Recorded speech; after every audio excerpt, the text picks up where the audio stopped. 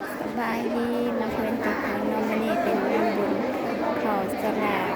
เดือนสิบเพลงเป็นฮิตหนึ่งจะเป็นฮิตทองเพลงนี้ของเรามาตั้งแต่นานแล้ว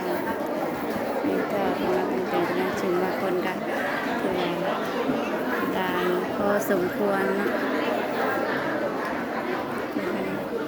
ตอนนี้คนกำลังใส่บาตรกันเนาะ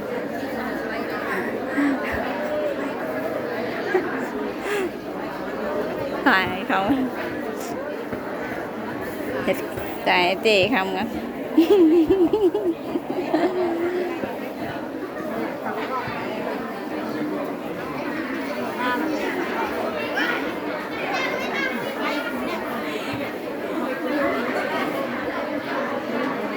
โอ้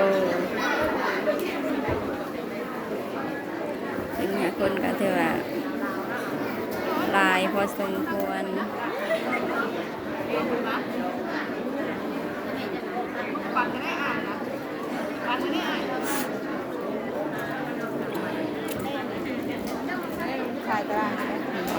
ถ่ายนี่ก็พอแล้วก็ฝากก็ได้กดไลค์กดติดตามมาในเด้